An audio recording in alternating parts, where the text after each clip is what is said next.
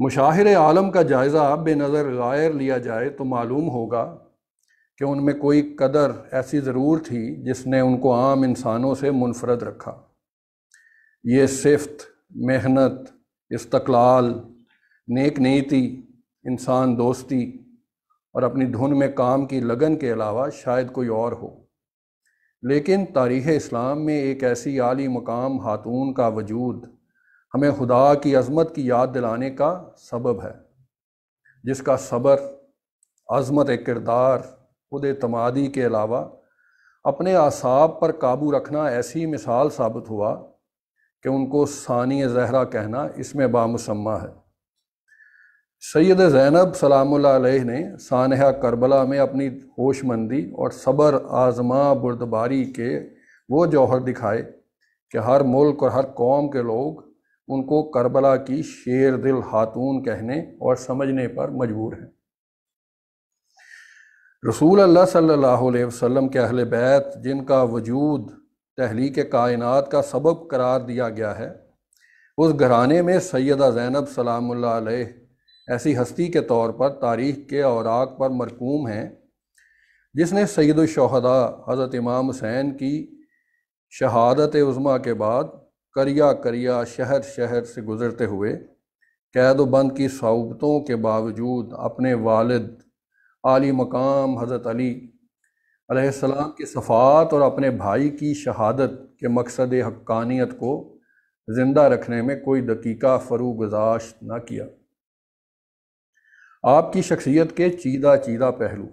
زینب بمانی زین اب، زینت پدر، چونکہ آپ کی ذات گرامی زہد و تقوی، شرم و حیا، عصمت و عفت، عبادت و ریاضت، علم و فضل، پاکیزہ نفسی اور جمیع اوصاف ذاتی و صفاتی سے متصف تھی، اس لیے زینب کے نام سے معصوم ہوئی۔ اگر ایسی قدسی صفات صاحب سعدی کو نہ صرف زینت پدر بلکہ زینت عالم کہا جائے تو جائز ہوگا۔ باپ ایسی بیٹی پر جتنا بھی فخر و مباحات کرے وہ کم ہے، جس کے نفوس اور انوار طاہرہ کی برکت سے دنیا اسلام کو حیات جاوید حاصل ہوئی۔ الفاظ اور عبارتوں کے دامن میں اتنی وسعت نہیں کہ ان عظیم ہستیوں کو آشکار کر سکیں، لہٰذا آپ کی زندگی کے نمایاں پہلو کے الفاظ کا استعمال محاوروں کی کوتا دامنی کا شعوری اعتراف ہے، اس لیے کہ سیدہ زینب کی زندگی کا ہر پہلو نورانی اور فضیلتوں کا مجموعہ ہے، جس میں سوائے کردار کی بلندی اور معاشرے کی علمی و اخلاقی رہنمائی کے کچھ نہیں۔ آپ کی حیات طیبہ کا جائزہ لینے سے پتہ چلتا ہے کہ آپ کے افکار و نظریات ہمیشہ فطرت کی اعلیٰ قدر کے ترجمان رہے اور زندگی کے کئی مراحل میں آپ کے عزم و ارادے میں تزلزل پیدا نہ ہوا۔ سیدہ زینب کی عظمت و بلند شخصیت کے اظہار کے لیے یہی کافی ہے کہ آپ نے اپنے برادر زادے سید الساجدین زین العابدین علیہ السلام کی زندگی کو 4 مقامات پر سہارا دیا۔ ایک، اس وقت جب اشقیاء نے اولاد رسول کے خیموں کو نظر آتش کر دیا اور امام زین العابدین آگ کے شعلوں میں آ چکے تھے۔ 2، اس وقت جب امام زین العابدین شمر کی بہیمیت کا نشانہ بن کر تازیانوں پر تازیانے کھا رہے تھے۔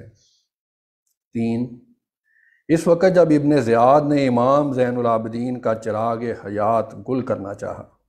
4، اس وقت جب آغوش ملوکیت کے پروردہ یزید نے امام زین العابدین علیہ السلام کو اپنے ظلم و استبداد کے پنجوں تلے روندنے کی کوشش کی۔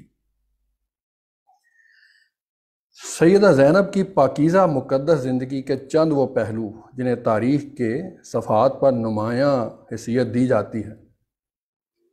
صنف نسواں کی علمی و عملی تربیت کے لیے آپ نے ایک پاکیزہ محفل درس قائم کی، جس میں آپ علیہ السلام خواتین کو قرآنی حقائق سے آگاہ کرتیں اور دین مقدس کی بنیادی تعلیمات سے روشناس کرتی تھیں۔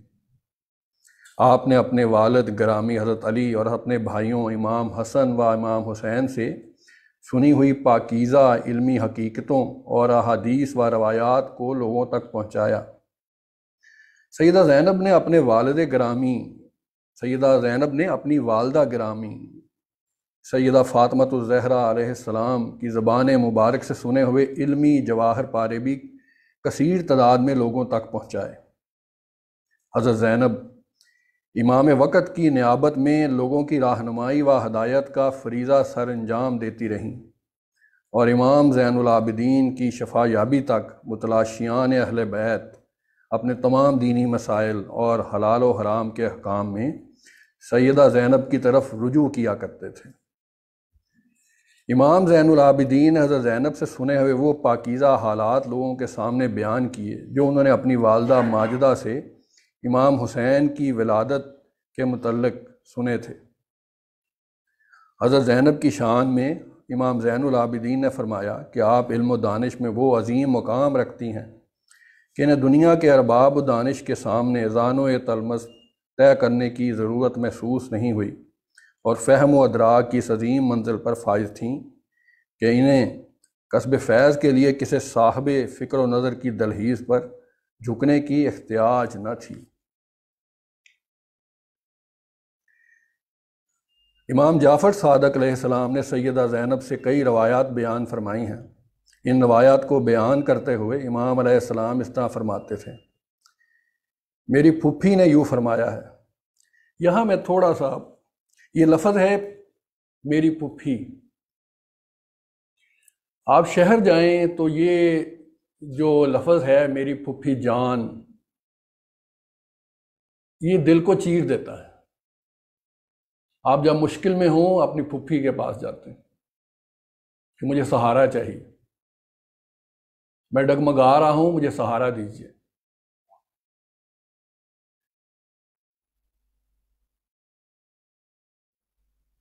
جب آپ کسی وقت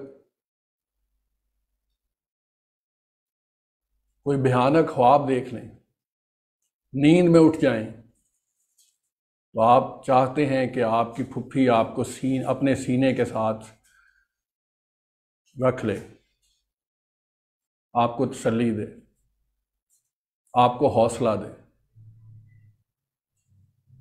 میں نے پھپھیوں کو اپنے بھتیجوں کو تیار کرتے ہوئے دیکھا ہے، میں نے پھپھیوں کو اپنے بھتیجوں کو پیار کرتے ہوئے دیکھا ہے، تیار کرتے ہوئے دیکھا ہے۔ اور یہ حضرت زینب بھی ایک پھپھی ہیں جن کے بھتیجے کربلا کے میدان میں اور پھپھی دیکھ رہی ہے۔ شکریہ۔